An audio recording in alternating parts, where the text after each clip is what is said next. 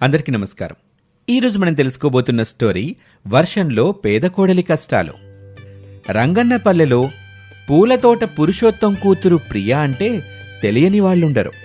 ఎందుకంటే ఆమె తోటలో పూచిన పూలని తన చేత్తో ఎంతో అందమైన పూలమాలలు కట్టి అమ్మటంలో ఆమెకు ఆమె సాటి. అలాంటి ప్రియా హోరున కురుస్తున్న వానలో తన తండ్రి బ్రతికుండగా వాడిన పాత స్కూటర్ మీద 3 బుట్టలు పెట్టుకుని ఆ వానలో తడుస్తూ తన ఇంటికి చేరుకుంది. అప్పటికే ఇంట్లో పూలుగొడుతూ ఉన్న ప్రియ బామ్మ మనవరాలిని చూసి, ఏమే పిల్ల, అట్ట వానలో తడుస్తా రాకపోతే ఈ జడి తగ్గే వరకు ఎక్కడైనా ఆగుండొచ్చు కదేంటే? లేదులే బామ్మ, ఇప్పటికే షావుకారు గారి దగ్గర తీసుకున్న అప్పు తడిసి మోపడయింది. ఇవాళ ఆయనకి వడ్డీ డబ్బులు ఇస్తానని చెప్పాను. కనీసం ఈ నెలైనా సమయానికి వడ్డీ డబ్బులు కట్టకపోతే రేపు ఇంటి మీద పడి ఒకేసారి అప్పంతా కట్టమంటే ఎక్కడి నుంచి కట్టను. అందుకే ఈ వారం దండల డబ్బులన్నీ జమ చేసుకొచ్చి షావుకారికి వడ్డీ డబ్బులు కట్టేసి వస్తున్నాను. ఏంటి 18,000 వడ్డీకే జమ చేసి వచ్చావా? ఏం చేయాలి బామ్మ, నాన్న బ్రతుకుండగా తీసుకున్న అప్పది. ఆయన పోయాక సరిగా వడ్డీ కట్టలేదు, అసలు కట్టలేదు. అందుకే కదా మొన్న షావుకారు ఇంటి మీదకి వచ్చి అల్లరి చేశాడు. మళ్ళీ అలా రావద్దనే అసలు వడ్డీ కలిపి జమ చేసొచ్చాను. అది కాదే, పోయిన వారం సంపాదన అప్పుకే పోతే మరి మనం ఈ వారం తిండి తిప్పలు ఎట్టా తినాలి? ఏంటోరా దేవుడా, ఈ కష్టాలు మాకు ఎప్పుడు తీరతాయో. ఈ పిల్ల నా కొడుకు అప్పు ఎప్పుడు తీర్చాలి? వీళ్ళ అత్తగారికి బకాయి పడిన కట్నం డబ్బులు ఎప్పుడు కూడబెట్టాలి? ఇది కాపురానికి ఎప్పుడు వెళ్ళాలి? ఏంటోనయ్య నీలేలా, చక్కగా పెళ్ళయి కూడా పిల్ల కాపురానికి నోచుకోలేదు నా మనవరాలు.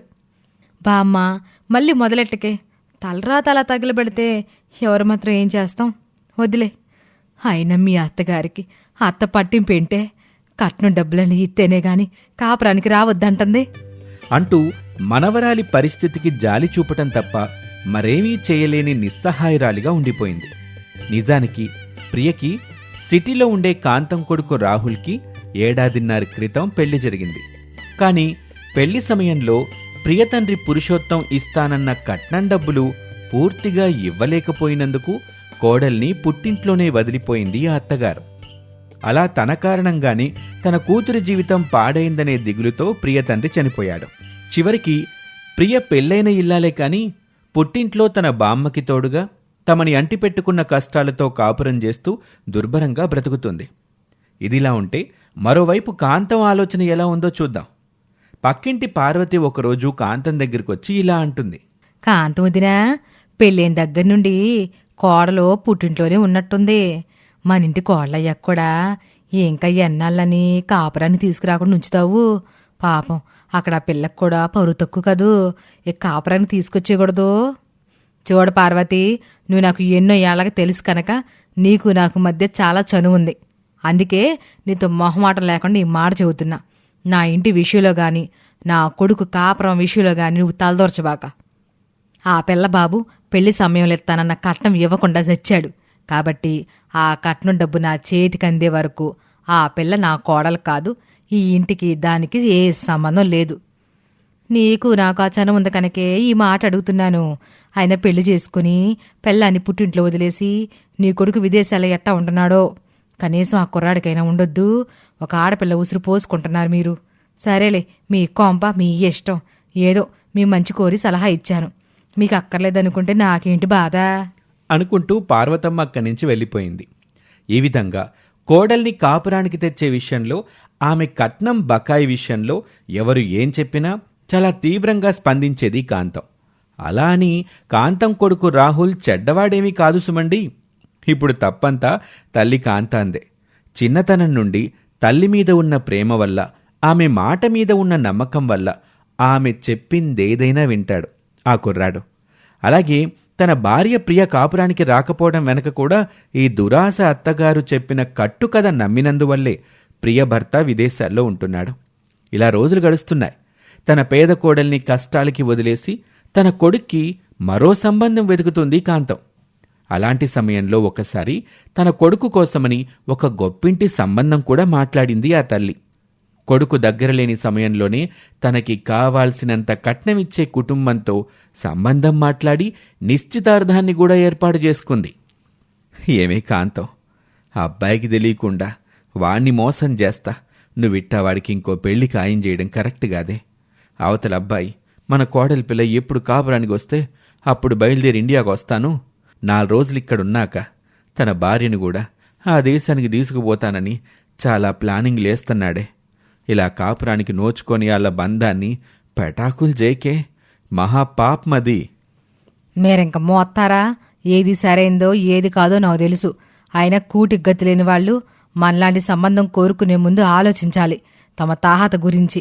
అక్కడికి నేను మంచిదాని గనకే ఇంతకాలం టైం ఇచ్చా కట్నం బాకాయి తీర్చమని. అయినా ఆ పిల్లకి నా మాట లెక్కలేకపోతే నాకెందుకు? నా కొడుకు ఏదో ఒక అబద్ధం చెప్పి ఇంకో పెళ్లి చేస్తా. ఆ కూటికి గతి లేని దాన్ని కాదు, నా కోడలుగా వచ్చే గొప్పింటి పిల్లనే నా కొడుకుతో పంపుతాను. మీరెళ్ళి నిశ్చితార్థం తతంగానికి కావలసిన దండలో పూలు తీసుకొని రండి చాలు. అసలే వానాకాలం, పువ్వులు దండలు సమయానికి దొరకపోతే వియ్యాల దగ్గర పరువు దక్కదు అని చెప్పి మంచి చెప్పాలని చూసిన భర్త నోరు మోయించి అన్యాయంగా చెయ్యాలని చూస్తున్న నిశ్చితార్థం పనులకి పంపించింది.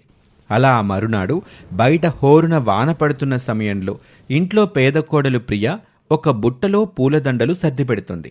అప్పుడు ఆమె బామ్మ తన మనవరాలితో ఇలా అంటుంది.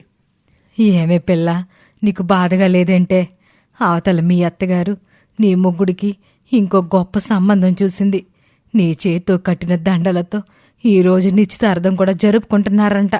నీ కనీసం బాధగా లేదంటే ఒకసారి మీ అత్త దగ్గర తీసుకెళ్ళవే. ఆమె కాళ్ళ మీద పడైనా సరే నీ కాపురం నిలబెడతాను. ఇదే మనకున్న ఆఖరి అవకాశమే. ఒకసారి మాట్లాడి చూద్దాం. వద్దులే బామ్మ, ఇందులో మా అత్తగారు తప్పే ఉంది చెప్పు. ఆమె మొదటి నుండి డబ్బు మనిషే. కాని నా మెడలో తాళి కట్టిన నీ మనోడున్నాడు చూడు, తనకుండాలి నా మీద ప్రేమ. ఆ ప్రేమే ఉండుంటే ఈ నిశ్చితార్థానికి ఒప్పుకుంటాడా? అంతెందుకు, పెళ్ళై ఇన్నాళ్లైనా సరే తన భార్యని కాపురానికి తీసుకెళ్లాలనే ఆలోచనే అతనికి లేనప్పుడు మనం కాళ్ళ వేళపడితే మాత్రం ఆ తల్లి కొడుకుల మనసులు కరుగుతాయా? అంటూ తన జీవితం నాశనమైపోతున్నా తనలోని ఆత్మాభిమానం వల్ల, తన జీవితంలో పాతుకుపోయిన పేదరికం వల్ల తెగించి ఏ నిర్ణయమూ తీసుకోలేకపోతుంది ఆ పేద కోడలు. అలా కాంతం తన నిర్ణయం ప్రకారం డబ్బున్న ఆడపెళ్లి వాళ్ళని పిలిపించి తన కొడుకు రాహుల్ లేకపోయినా తన నిర్ణయమే ఫైనల్ అన్నట్టు ఆ కుటుంబంతో తాంబూలాలు మార్చుకుంటుంది. అదే సమయంలో బయట హోరున పడుతున్న వానలో రాహుల్ తన భార్య ప్రియని వెంటబెట్టుకుని తడుస్తూ ఇంట్లోకొచ్చాడు. ఒక్కసారిగా తన కొడుకుని ఇండియాలో చూడ్డం, అది కూడా తను వదిలించుకోవాలి అనుకున్న కోడలి పిల్లతో చూడ్డంతో కాంతం షాక్ అయింది. ఏంటమ్మా, ఆశ్చర్యంగా ఉందా? నేనిలా చెప్పా పెట్టకుండా వచ్చి నీ ప్లాన్ పాడు చేస్తాననుకోలేదు కదా నువ్వు? అసలు నువ్వు నాకు చెప్పకుండా ఇండియా ఎందుకొచ్చావు? ఆ దరిద్రపు గొట్టుదాన్ని ఎందుకు కలిసావు? ముందు దాని నుండి దూరంగా జరుగు. ఈవేళ నీకు నిశ్చితార్థం చేయిస్తున్నాను. నువ్వు నా మాట కాదనవనే ధైర్యంతోనే. ఇన్నాళ్ళు నేను అలానే అనుకున్నానమ్మా. కానీ పెళ్ళైన 3వ రోజుకే నేను ఫారెన్ వెళ్లాల్సి రావటం ఆసరా చేసుకుని నువ్వు ఇన్నాళ్ళు ఎన్ని నాటకాలు ఆడావో, కట్నం పేరు చెప్పి పేదరాలైన నా భార్యని ఎన్నెన్ని అవస్థలు పడేలా చేశావో అన్నీ నాన్న నాకు ఫోన్ చేసి మొన్నే చెప్పాడు. అందుకే నేనే ఇండియాకొచ్చాను. నేరుగా నా భార్య దగ్గరికెళ్ళి తనతో ఇక్కడికొచ్చాను. మనకిస్తానన్న కట్నం ఇచ్చి గతి లేదు. అది నీకు భార్య ఏంట్రా? దన్నుదిలే, నేను చూసి నీ పిల్లని చేసుకో, సుఖపడతావు అని తన ధోరణిలో తను అదే డబ్బులు లెక్కలు మాట్లాడుతుంటే ఇక తన తల్లి ఎప్పటికీ మారదని అర్థమై ఆమె మాటలు పట్టించుకోకుండా తన పేద భార్యని తీసుకుని మళ్లీ అదే వానలో తడుస్తూ వెళ్ళిపోయాడు రాహుల్. అలా వెళ్ళిన అతను 2 రోజుల తర్వాత తన పేద భార్యని బామ్మని తీసుకుని ఫారెన్ వెళ్ళిపోయాడు. ఇక్కడ కొడుకు తనని లెక్క చేయకుండా అలా వెళ్ళిపోవటంతో కాంతానికి కొంతకాలానికి బుద్ధొచ్చింది. అలా వర్షాకాలం రోజుల్లో మోడైపోయిన ఒక పేదింటి కోడలి జీవితం మళ్లీ చిగురించింది. ఇది ఇవాల్టి కథ. మరొక ఆసక్తికర కథలో మళ్లీ కలుద్దాం. అంతవరకు సెలవు. నమస్తే.